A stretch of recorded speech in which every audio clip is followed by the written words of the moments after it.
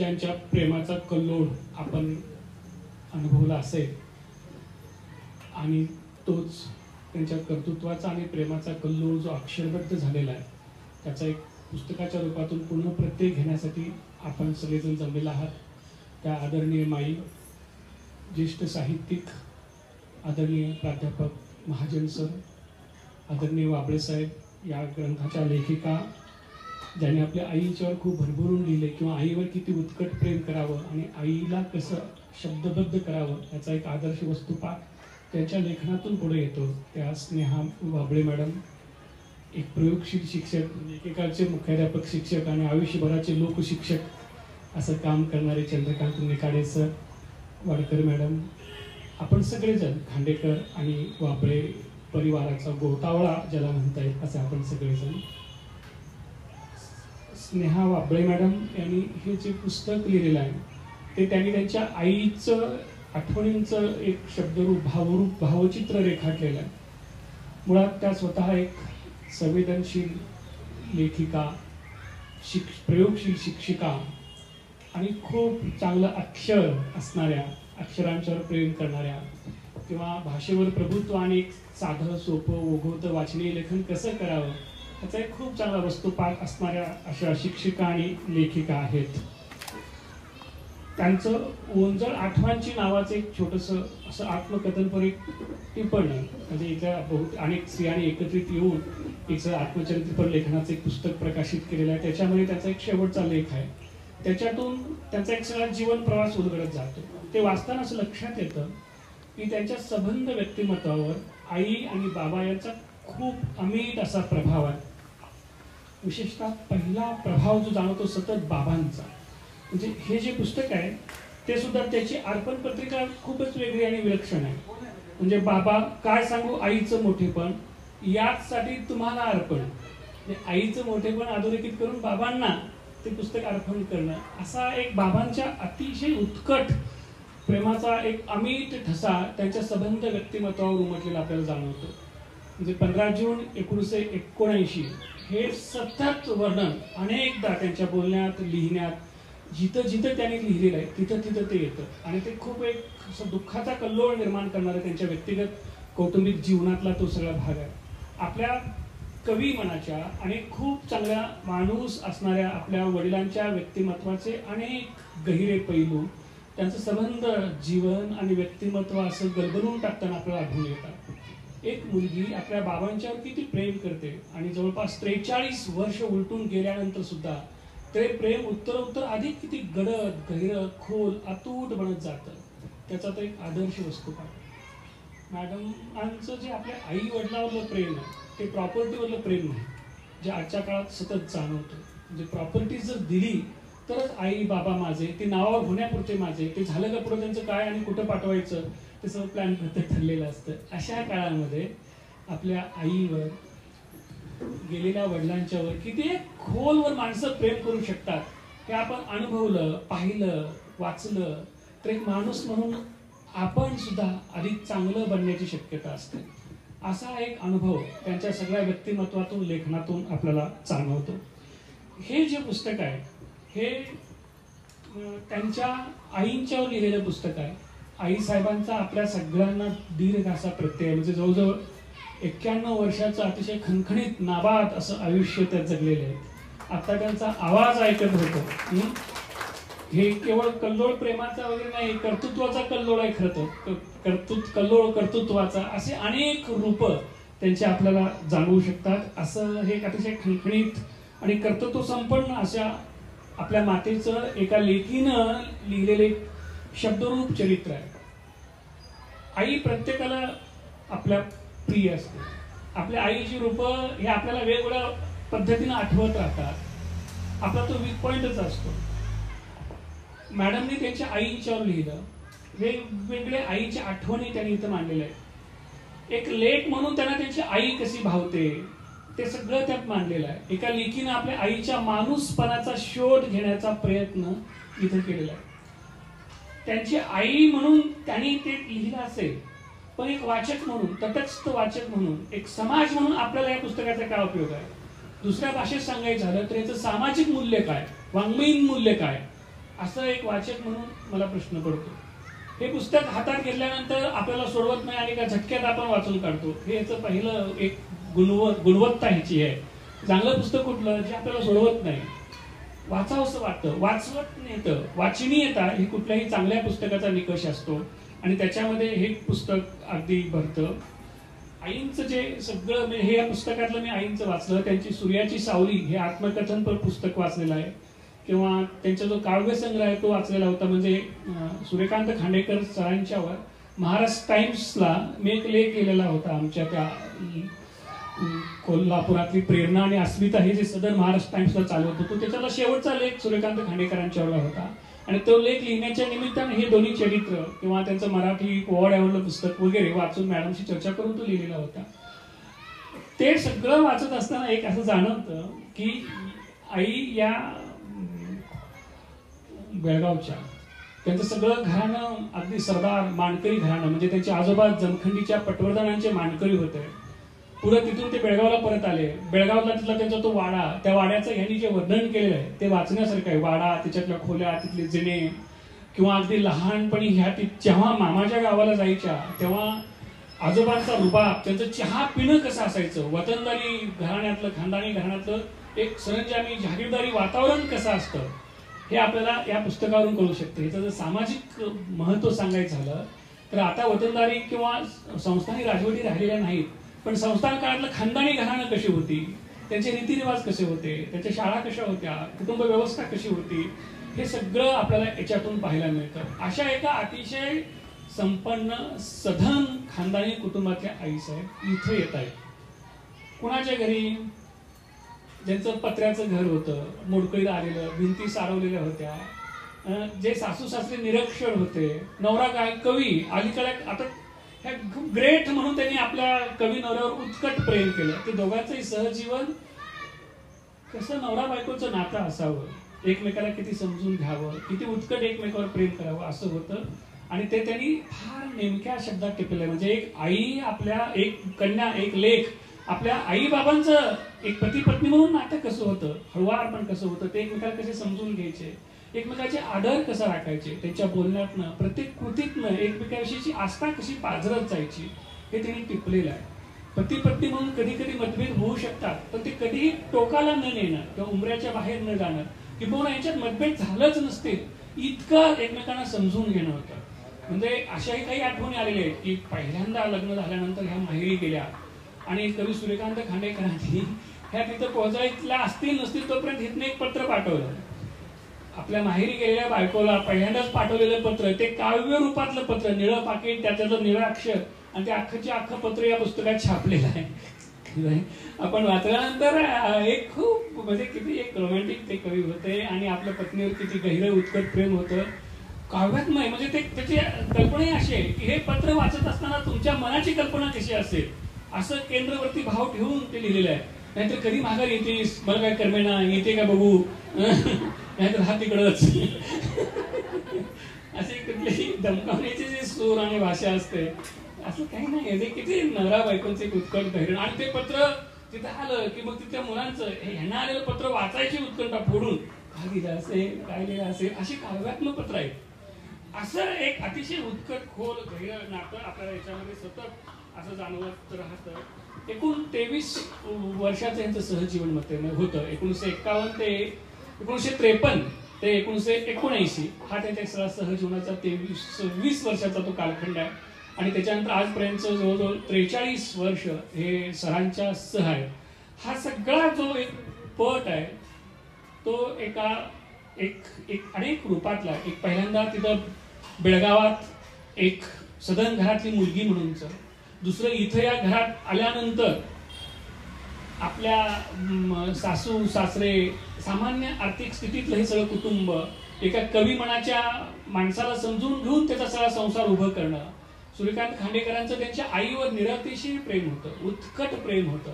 मग आपल्या नवऱ्याचं सासूरलं हे सगळं प्रेम हिरून आपलीच आई असं केवळ समजणं वगैरे नाही, तर त्याचं ते प्रत्यक्षात कृतीच्या पातळीवर जागोजाग ते सिद्ध करत हे सगळं कुटुंब सावरणं आणि पत्र्याचं 3 खोल्याचं घर पुढं 3 मजलीत उभं करणं, हे केवळ भिंती उभं करणं नाही तर माणसांना जोडणं, माणसं उभं करणं. अर्थात त्यांचंही सगळं इथं पिराजीराव सरनाईक किंवा आईंचं माहेर इथंच होतं. हा सगळा मोठा गोतावळा जपत माणसं जोडत हा सगळा संसार उभं करणं, हे एक सून म्हणून जे करणं असतं ते सगळं या टप्प्यात इथं येतं.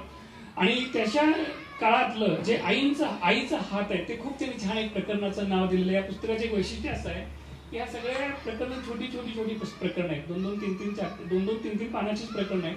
त्याचे शीर्षक फार बोलके, असं सलग त्या आठवणीचं पट नाही. त्यांना नावं दिलेले आईचा हात. आणि ते आईचा हात वर्णन करायच्या अगोदर शांता शेळकेंचे राबणारे हात ही एक कविता त्यांनी दिलेली आहे. आणि खूप म्हणजे आपण सगळ्यांना आवर्जून ती शांताबाईंची कविता किंवा आपण पुन्हा वाचून दाखवा. ते सगळं तुमच्याच हातांचं वर्णन आहे. किती हात राबत असतात आणि वेगवेगळ्या पातळ्यावर संबंध कुटुंबाला आणि संसाराला उचलून धरत असतात. ते सगळं त्याच्यामध्ये मांडलेलं आहे. अनेक कौशल्य आहेत. म्हणजे आता किती ग्रेट पण असतं. आलेल्या पाहुण्यांना ते फुलं गुच्छ नको म्हणजे स्वतःच्या हाताने विणलेलं ते असं छानपैकी रुमाल आम्हाला दिलेलं ते सगळं म्हणजे तो सगळे हात, प्रेम, कष्ट, श्रम सगळे तुमचं सगळं व्यक्तिमत्व त्यात येत असतं. आणि जोपर्यंत आपल्या जवळ आहे तेपर्यंत ते सगळं एक त्यांचं व्यक्तिमत्व, मायेचा स्पर्श तो अनुभवत असतो. स्वतःच्या हातानं किती परिश्रम घेऊन किती दिवस ते विणायला लागले असतील ते भेट देणं, हे जे दातृत्व तर आहेच, पण किती उच्च कोटीच्या मनाच्या भावना आणि त्याच्यातून यांची जडणघडण झाली असू शकेल. काय माणसांना द्यावं, आपण देऊ शकतो, दिलं पाहिजे, असं एक कृतीतनं त्या सिद्ध करतात. असे अनेक त्यांची गुण वैशिष्ट्य सांगितले. स्वयंपाक करता येणं, खरं तर तिकडे येत नव्हता, खूप सदन श्रीमंत घराण्यातल्या त्या होत्या. इथं आल्यानंतर ते सगळं शिकून घेणं, स्वयंपाक, सुगरणपण, हस्तकौशल्य, विणकाम, भरतकाम, शिवणकाम, रांगोळी, अशा काही गोष्टी शिकत गेल्या आणि त्याच्यात मास्टरी मिळवत गेल्या. वाचन करणं आणि नोंदी काढणं ही एक वेगळीच त्यांची सवय होती. वाचत राहायचं, टिपणं काढायची आणि त्याच्या नोंदी करत जायच्या. खूप वेगवेगळ्या पातळ्यावर त्यांनी नोंदी त्यांनी केलेल्या आहेत. एक भावलेलं मला जर काय असेल तर 90च्या वयात व्हॉट्सअप शिकून घेणं, ते ग्रुप तयार करणं, आपल्या सगळ्या मित्रमैत्रिणींना ते सगळं त्याच्यात फॉरवर्ड करणं, वाचणं, त्याच्यावर चर्चा घडवून आणणं, लेकींच्या बरोबर, मुलांच्या बरोबर, नातवंडांच्या बरोबर, हे फार ग्रेट आहे. त्याच्यात पुढचं युट्यूब सगळं शिकून घेणं आणि युट्यूबवर भरतकाम वगैरे कसं करतात, लोकरीचं काम, ते सगळं ते युट्यूब चॅनलवरनं बघायचं आणि त्याप्रमाणे हे लोकरी काम, भरतकाम, विणकाम सगळं शिकून घेणं. त्यात त्यांचं वाक्य आहे की हे युट्यूब जरा अगोदर यायला पाहिजे होतं ग, मग मी काय केलं असतं बघ. हे त्यांचं वाक्य त्यांनी घेतले.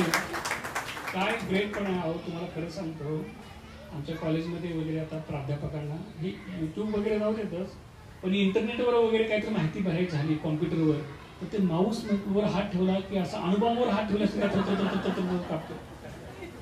कापतो. अशी लोक जसं माऊसवर हात कापतो असा, आता काय करणार माझं असं. ह्या सगळ्या पार्श्वभूमीवर ना या वयात हे सगळं शिकून घेणं, युट्यूब शिकून त्याच्याप्रमाणे सगळ्या गोष्टी करत राहणं. मला इथं शारदाबाई पवारांची खूप आठवण येते. शारदाबाई पवार म्हणजे शरद पवारांच्या आई शारदाबाई गोविंदराव पवार. त्यांचं सरोजिनी चव्हाण हे खूप चांगलं चरित्र लिहिलेलं आहे. शारदाबाईने आपल्या आयुष्याच्या शेवटच्या काळामध्ये ड्रायव्हिंग शिकली होती. 4 व्हीलर गाडीचं ड्रायव्हिंग ते शिकलं होतं. मला हे शिकायचं आहे, प्रत्येक गोष्ट शिकायची, म्हणजे अगदी टांगा सुद्धा चालवत शेतात जात असायच्या. तो एक संसाराच्या ऐन उन्मतीत होतं, पण शेवटच्या टप्प्यामध्ये 4 व्हीलर गाडी शिकणं, सगळं आलं पाहिजे, काय येत नाही, ही जी एक जिद्द होती ना, जी शारदाबाई पवारांची जाणवते, तीच परंपरा आईंच्या मध्ये आपल्याला जाणवते. अशा आपल्या कर्तृत्ववान महिला आहेत आणि त्यांच्यात खरोखर जिद्द जिगर फार ग्रेट आहे. त्या सूर्याच्या सावली वगैरे नाही, ते खरोखर प्रतिसूर्य असतात, खरोखरच असतात. आपल्याकडे असं आत्मचरित्राची नावं लिहिताना हे असं का दुय्यमत्व घेतात. नारायण सुर्व्यांच्या मिसेसनी जे आत्मचरित्र लिहिले त्याला मास्तरांची सावली असं नाव दिलं. नको असं द्यायला सावली वगैरे, किंवा एका कर्तृत्ववान पुरुषाच्या मागे त्याची पत्नी असते, असले हे सगळे पुरुष प्रधान कोटेशन आहेत, लक्षात ठेवा. त्याचं स्त्रीवादी वाचन केलं पाहिजे आपण. मागं का बरोबर का नाही, खरंच बरोबर असते म्हणून ते काही करू शकतात ना, पण असं हे प्रतिसूर्य आहे, हे असं स्वयंप्रकाशित किंवा बुद्धांनी म्हणल्याप्रमाणे असं स्वयंप्रकाशित असं असे आत्मप्रकाशित असे सगळे व्यक्तिमत्व आहेत. पुन्हा आणखी एक याच्यामध्ये पुढचा भाग येतो, तो म्हणजे सगळी मुलांची शिक्षण कशी केली. म्हणजे सर गेल्यानंतर मगाशी मॅडम वर्णन करत होत्या की सगळं कुटुंब उद्ध्वस्त झालं. आणि एक 26 वर्षाचं सहजीवन, प्राध्यापक असणार आपला नवरा, आणि अकस्मात एका रात्रीत होत्याचं नव्हतं होतं. पाठीमागे 4 मुलं आहेत. हे सगळं कुटुंब सावरणं. त्या काळात त्यांचं शिक्षण, लग्न झालं तेव्हा फक्त मॅट्रिक होतं, 10वी झालेलं होतं. पुढे ते इंटर त्यांनी पूर्ण केलं. त्याच्यानंतर पुढे त्यांनी BA पूर्ण केलं. ते हिंदीची परीक्षा वगैरे दिली. त्याच्यानंतर एका शाळेमध्ये इंदुमती हायस्कूलला शिक्षिका म्हणून लागल्या. पुढे त्यांनी BEd पूर्ण केलं BT कॉलेजमध्ये. तिथं प्राचार्य लीलाताई पाटील याच्यासारख्या खमक्या प्रिन्सिपल होत्या. आणि आजच्यासारखं कुठेतरी BA ला नाव घ्यायचं आणि डायरेक्ट परीक्षेला येतो, पाठाची बी मार्क देतो, काय ते ठरवून तुमचं एकदाच देतो, असला काही प्रकार नव्हता. आजचे BEd सगळे असे पॅकेजवर ते ठरलेलं असतं आजच्या BEd मध्ये. तर तिथं प्राचार्य लीलाताई ते पाटीलसारख्या खमक्या. आणि तेव्हा खूप धावपळ वगैरे व्हायची. म्हणजे मुलं घरामध्ये 4 मुलांचं करायचं, शाळेला जायचं. तेव्हा ते पाठाची तयारी कशी करायची, मॅडमने लिहून ठेवलं की भिंतीवर अगदी ती मेहंदी नावाची जी कविता आहे ती सगळी भिंतू लिहिली असायची, किंवा पाठाच्या काही गोष्टी अशा घरातल्या भिंतीवर रंगवलेल्या असायच्या. म्हणजे जाता येता त्या नजरेला पडाव्यात आणि ते नजरेत डोळ्यात साठवत असं कॅमेऱ्याने डोळ्याच्या टिपत त्या मेंदूत स्मरणबद्ध व्हाव्या, असं सगळी धावपळ करत त्यांनी ते BEdचं आपलं शिक्षण पूर्ण केलं. आणि पुढे आपल्याला सगळं माहिती आहे, विद्यापीठ हायस्कूलमधून एक अतिशय नामांकित शिक्षिका म्हणून त्यांनी आपला लौकिक मिळवलेला होता. हे सगळं त्यांचं जे कष्ट आहे, कुटुंब सावरण आहे, मुलं उभी करणं आहे, शिक्षण देणं आहे. म्हणजे एक मुलगा आता कॅनडामध्ये, सगळं कुटुंब अतिशय उच्च शिक्षित त्यांनी केलं. आणि सगळ्यात महत्वाचं, मुलांच्यावर संस्कार दिलं. नुसतं पैसा मिळवणारं ATM मशीन नाही पोरांना बनवलं, तर मुलांना संस्कार दिलं. म्हणजे मॅडमांचं व्यक्तिमत्व असेल किंवा त्यांची मुलं आपण अनुभवत असतात, हे सगळं त्यांनी उभं केलं. हे सगळं लिहिताना ना त्यांनी एक वाक्य खूप चांगलं वापरलंय. म्हणजे मी त्या वाक्यावर खूप ठिकाणी थांबलो. असं आपल्या आईचं कष्ट, परिश्रम, त्या तिचं एकाकीपण, हे सगळं त्यांनी रेखाटलेलं. त्यांनी असंही तिथं म्हटलेलं आहे की हे सगळं एकाकीपण आईला असह्य होत होतं. आपल्या म्हणजे बाबांच्यावर तिचा खूप जीव होता. बाबा निघून गेले, तिने ते सगळं कसं सहन केलं असेल. त्यांनी असं पुढे म्हटलेलं आहे की मी असं पहाटेच्या वेळेला कितीतरी आईच्या वेळेला आईचं हुंदका ऐकलेलं. आईनं बाबांना पत्र दिले. कधी दिले? रात्री लाईट बंद करून अंधारात ती आपल्या नवऱ्याला पत्र लिहित होती. बंद करून अंधारात, लाईट बंद करून. का? लाईट लावल्यानंतर पोरांना कळेल काहीतरी आई लिहायला लागलेलं आहे. मग आईचं व्याकुळपण, आईचं दुःख, त्याची सावली पोरांच्यावर पडायला नको म्हणून आपलं सगळं दुःख आपल्या आत पचवत. कसं पचवलं असेल तुम्ही? कसा मोठा विरहाचा काळ. एक आपण बोलू शकतो याच्यावर, पण खूप कठीण, खूप खूप खूप खूप कठीण असतं. हे सगळं सोसणं आणि पुन्हा उभं राहणं म्हणजे आईचं सगळं जीवन आहे असं त्या म्हणतात. आणि सगळं वर्णन करून त्या असं पण म्हणतात, हे सगळं पाहिलं की मला माझी आई बुद्धापेक्षा सुद्धा उंच वाटते. बुद्धापेक्षा उंच वाटते. म्हणजे आपल्या आईचं किती उत्कट वर्णन करा. बुद्धांची उपमा देऊन बुद्धापेक्षा आपल्या आईला वर्णन. हे सगळं वाचलं तर आपण सुद्धा न कर आपल्या आईकडं असं पाहत राहतो अंतर्मुख. आणि कुठतरी असं वाटतं की नाही, आपण सुद्धा आपल्या आईला असंच म्हणायला पाहिजे, किमान तिला माणूस म्हणून तरी जपायला पाहिजे. त्यांनी सुरुवातीला पहिल्या प्रकरण केलं. हे लिहिणं म्हणजे काय आहे? आईच्या माणूसपणाचा शोध घेणं आहे. लेकीनं, पोरांनी सुद्धा, मुलानं, मुलीने सुद्धा आपल्या आईचं माणूसपण शोधलं पाहिजे, तपासलं पाहिजे. नाही तर आपण नुसतं आईला मोठी विशेषणं लावून जातो. आमच्या आई आमच्यासाठी खूप केलं, हा ती हाय म्हणून आम्ही हाय. तिला आपण किती माणूसपणाची वागणूक देतो, तिच्यातलं ग्रेट पण किती आपण तपासत राहतो. आणि हे सगळं त्यांनी केलेलं आपल्याला आढळून येतं. पुढं त्यांच्या जीवनातल्या आणखी काही गोष्टी त्यांनी नमूद केलेल्या आहेत. म्हणजे शिक्षिका म्हणून त्यांनी त्या शाळेमध्ये कसं अध्यापन केलं ते तर येतच, पण त्याच्या पुढं जाऊन कोल्हापुरातल्या ज्या सामाजिक जीवनात त्या अशा पसरत गेल्या. कोल्हापुरातल्या सामाजिक जीवनात वेगवेगळ्या क्षेत्रात त्या पसरत गेल्या. म्हणजे वनिता विहार मंडळ आहे की जे खुद्द राणी साहेबांनी चालवलेलं होतं. इंदुमती राणीसाहेब ह्या वनिता विहार मंडळाच्या अध्यक्ष होत्या. इंदुमती गर्ल्स हायस्कूल तिच्या नावाने होतं. तर इंदुमती राणीसाहेबांचा प्रत्यक्ष सहवास त्यांना लाभलेला होता. पुढं त्या मंडळाचे जे वेगवेगळे उपक्रम आहेत त्याच्यात त्या सहभागी व्हायच्या. त्याच्यातल्या खूप ऍक्टिव्हिटीज, त्या मंडळाचं सेक्रेटरी म्हणून त्यांनी केलेलं काम ते त्यांनी याच्यामध्ये नमूद केलेलं आहे. आणखी एक गोष्ट मला त्याच्यातली खूप आवडली, म्हणजे फिरायला जाणं, रंकाळ्यावर फिरायला जाणं, ते त्यांच्या खूप आवडीचा छंद. तिथं असंच आपल्यासारख्या ज्येष्ठ सगळ्या मातोश्री महिला तिथे फिरायला यायच्या. त्या मंडळाचं नाव खूप भारी आहे, सुखी सासवा. बरोबर आहे ना? सुखी सासवा हे फार भारी नाव. नाही तर तुमच्याकडे दुःखी सासवा असते. सगळ्या एकमेकाला भेटून आमची सुना असली तुझी कसली असली असली सगळं धुणं धुवून बसायचं. आणि ती कुठं ना कुठं सुनाला कळतं आणि त्याच्यात घरात प्रचंड कटुता वाढत वाढत वाढत. असलं काही नाही. सुखी सासवा मंडळ काय भारी नाव होतं. म्हणजे हे एक माणूस पण आहे हो. म्हणजे आपलं सगळ्यांनी ज्येष्ठांनी एकत्र येणं आणि सुखी असणं ते आपल्या नावातनं. आणि त्यांनी पुन्हा वेगवेगळे जे ऍक्टिव्हिटीज राबवतात उपक्रम घेतात ते त्याच्यामध्ये सगळं चित्रित केलेलं आहे. याशिवाय पुन्हा स्वानंद सखी मंडळ त्यांचे वेगवेगळ्या प्रकारचे उपक्रम म्हणजे पुस्तकाचं वाचन करणं त्याच्यावर चर्चा करणं ते सगळं त्याच्यामध्ये त्यांनी नमूद केलेले आहेत. याशिवाय त्यांच्या व्यक्तिमत्वाचे काही पैलू सुद्धा त्यांनी मांडलेले आहेत. विशेषतः बालकुमार साहित्य सभा जी आहे आपण सगळे चालवता त्याच्यातला आईचा सहभाग त्याच्या वेगवेगळ्या उपक्रमामध्ये सहभागी होणं त्याच्यासाठी लिहिणं हे सगळं त्यांनी नमूद केलेलं आहे. एक त्यांच्या व्यक्तिमत्वाचा एक आणखी एक पैलू मला खूप आवडला. त्यांनी कधी त्यांनी असं म्हटलेलं आहे की आईचं देवत्वाचं संदर्भात आईची भूमिका काय आहे.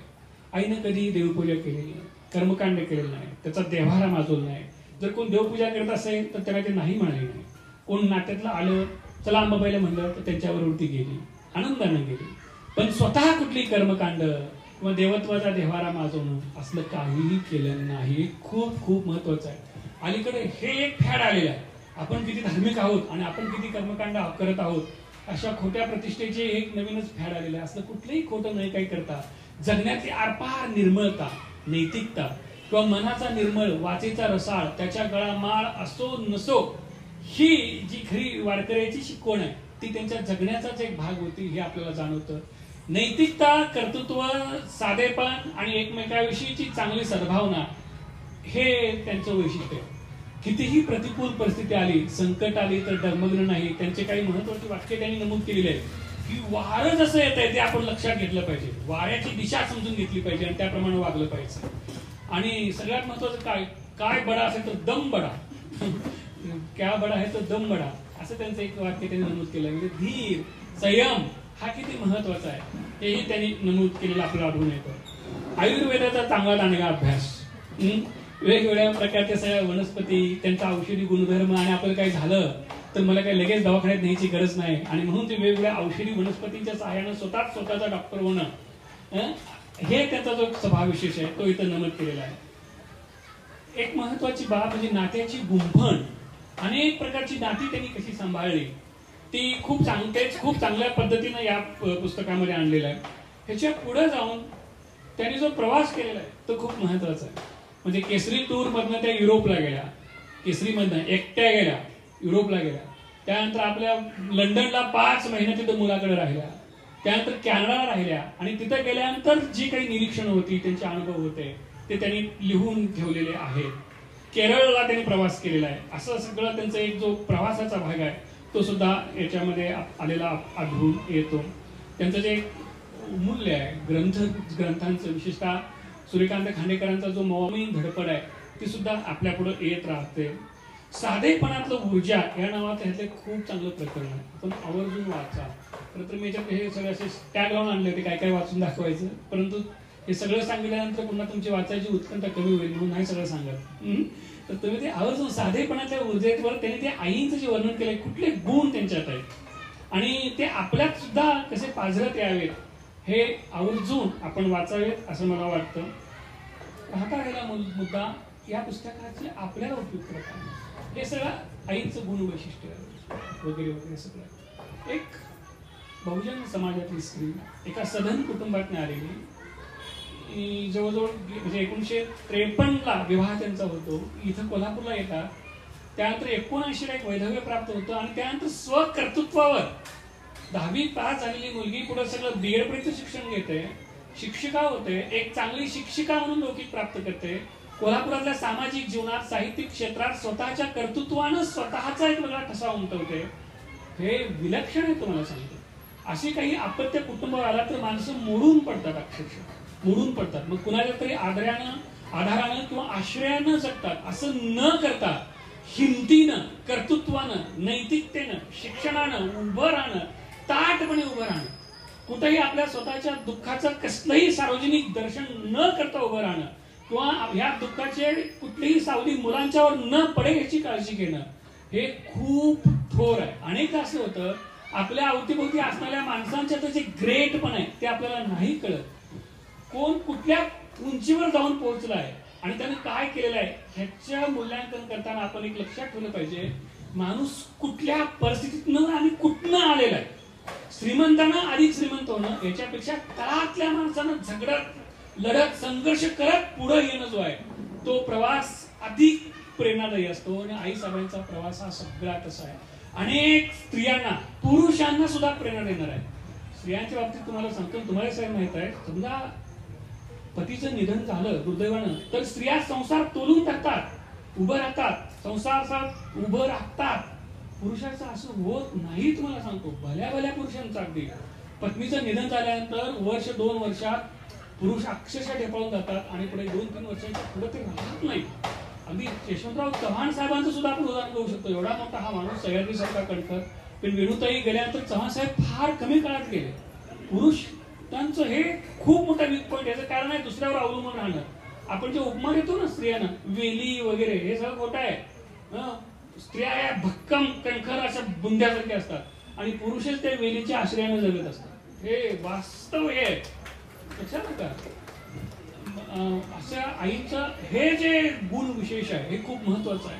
दुसरं या पुस्तकाचं सामाजिक मूल्य म्हणजे एक 50-60 वर्षाचं एक आपल्या इथल्या सामाजिक जीवनातले बदल, शिक्षण क्षेत्र, स्त्रियांचं विश्व ह्याच्यातल्या काही नोंदी हे पुस्तक करतं. म्हणजे जर कुणाला हे 50-60 वर्षातला म्हणजे संस्थानिक काळापासून बेळगावपासून ते इथपर्यंतच्या ह्यांचं लग्न झाल्यानंतरचे उखाणे कसे होते इथपासून अशा अनेक नोंदी ह्याच्यामध्ये आलेल्या आहेत. हा एक सामाजिक इतिहासाचा एक भाग असतो. लोकरूढी, चाली, परंपरा, संस्कृती, भाषा, स्त्री पुरुष जीवन अशा अनेक गोष्टींचा अभ्यास करायसाठी एक सामाजिक दस्तऐवज डॉक्युमेंटेशन म्हणून ह्याच्यातल्या नोंदी आपल्याला उपयुक्त ठरतात. आणि सगळ्यात महत्वाचं हे पुस्तक आपल्याला माणूस म्हणून आपल्या जाणीवा अधिक समृद्ध करतं. आपण आपल्या आईवर किती प्रेम करावं, बाबांच्यावर किती प्रेम करावं म्हणजे फारच मला ग्रेट वाटतं. म्हणजे 76 सालापासून आज अखेरपर्यंत त्यांच्या आठवणी तितक्याच गडद अधिक खोल होत जाते. 43 वर्षानंतर आपल्या आईच्यावर किती उत्कट प्रेम करणं म्हणजे आईचं सगळ्यात चांगलं काय असेल बरं त्यांना बघावर आपल्या लेखीनं हे आपले वाङ्मयीन रूप उभं केलंय. किती सुंदर मुखपृष्ठ रेखाटलं म्हणजे असं लावलं का बरोबर सेम बघा. किती छान मुखपृष्ठ या पुस्तकाचं केलेलं आहे. 55-56 पानांचे पुस्तक आहे. अतिशय उच्च दर्जाची कलात्मक निर्मिती आहे. त्यांचे फोटो आहेत, लग्नानंतरचा त्यांचा फोटो, हा डोईवरला पदर आणि त्या ह्याच्यात आहे तो फोटो आणि आजचा सेम आहे. म्हणजे इतकं सगळं एक शालीनता, कुलीनता, नैतिकता आणि कर्तृत्वाचा कल्लोळ खरं तर म्हणेन मी. प्रेमाचा आहे पण मला ह्यांचं कर्तृत्वच खूप भावलं. तर असं हे पुस्तक आपण आवर्जून वाचावं, आपण लिहावं म्हणजे आई वडिलांचं उत्कट प्रेम करावं पण असं जेवढं शक्य आहे तेवढं लिहावं. कारण हे पुढं एक इतिहासाचा भाग बनतं, सामाजिक इतिहासाचा भाग बनतो. पुढं 50, 60, 100, 200 वर्षांनी अशी पुस्तकं लायब्ररीत सापडतात.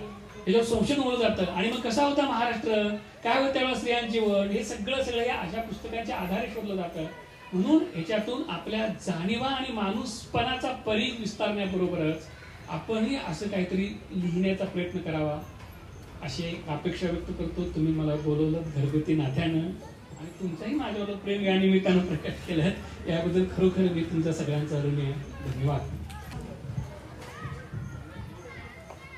श्रीराम पचिंद्रे. आदरणीय